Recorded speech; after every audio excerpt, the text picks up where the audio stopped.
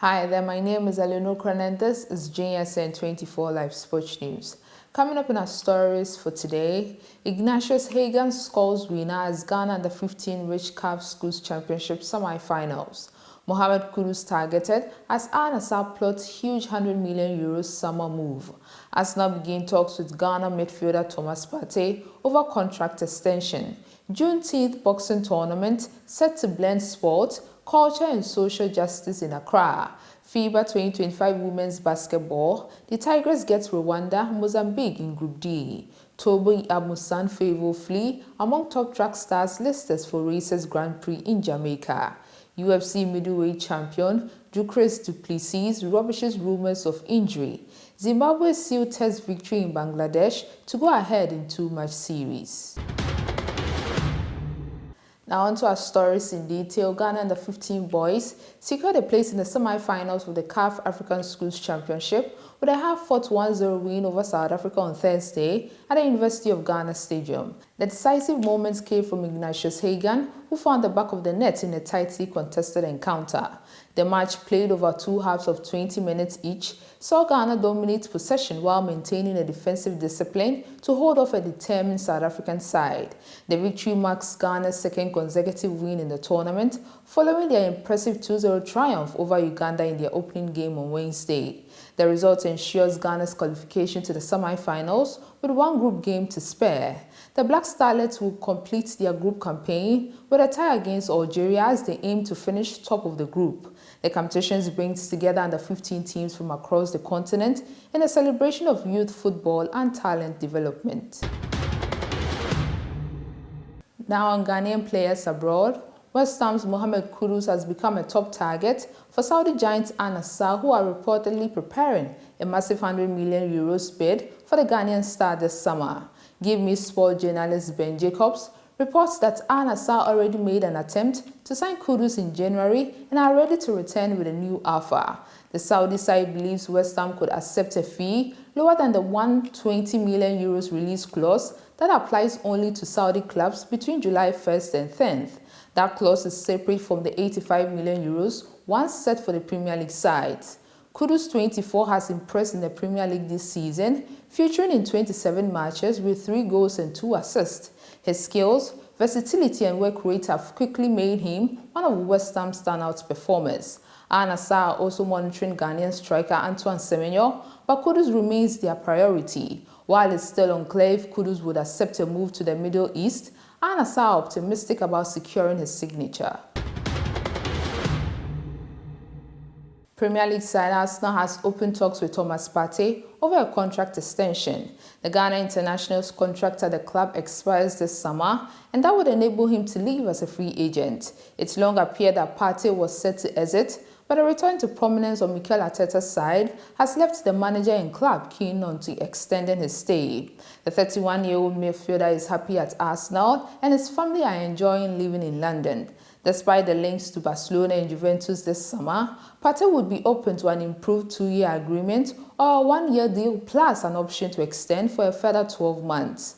Partey will also consider an alternative option in case the deal cannot be struck for him to stay. Having joined Arsenal from Atletico Madrid in 2020, Partey has played an important role in the club's progress despite a number of spells out through injury. He will miss the first leg of the Champions League semi-final against Paris Saint-Germain next week, but should return for the reverse fixture on May 7th.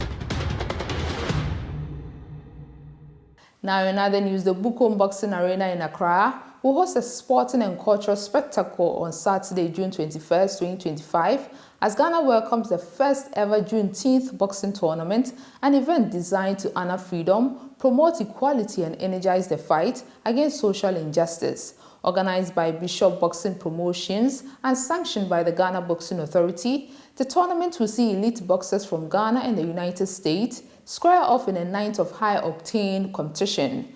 But beyond the action in the ring, the event carries a deeper message, one rooted in the global commemoration of Juneteenth, the day that marks the end of slavery in the United States. The philanthropic event will feature 6 high-stake bouts across multiple weight divisions, showcasing some of the finest talent from both sides of the Atlantic.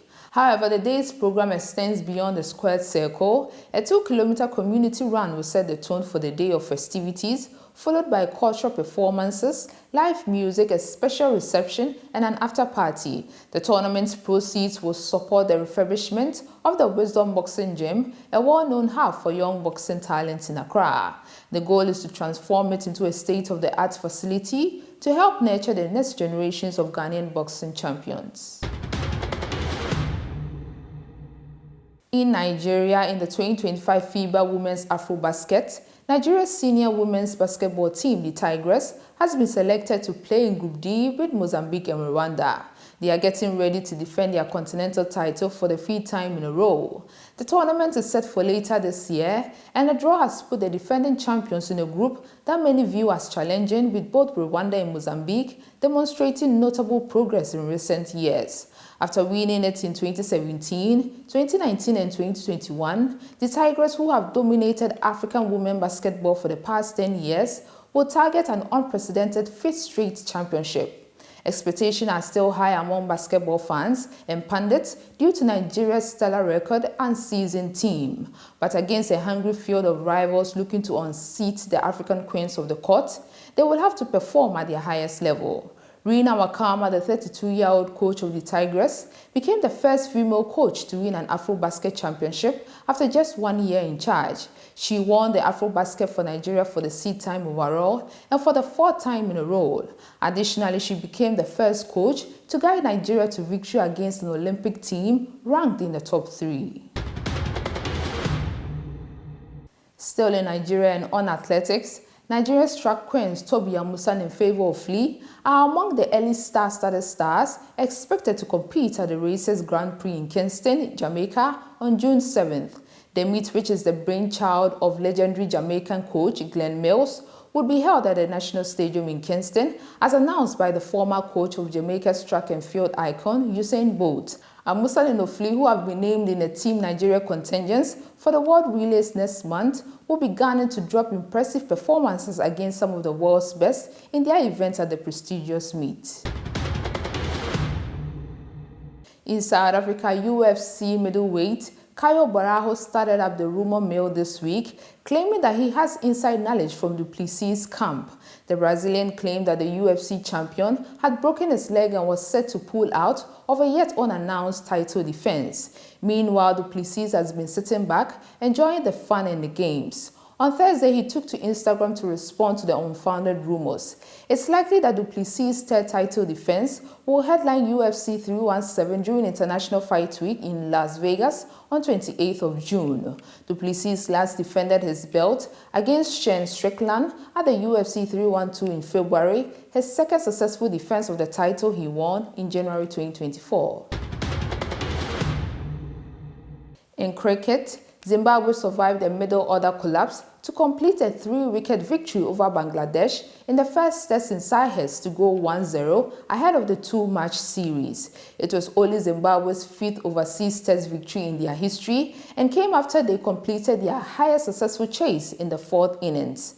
The African team's victory was ultimately set up by fast bowler Blessing Mazarabani, who was magnificent in the second innings, taking 672 to bowl the host out of 255. The Tourists can now win the series if they avoid a defeat in the second test that starts in Chattogram on Monday. This is what I have for you for now. Do like and subscribe. I'll be back with more.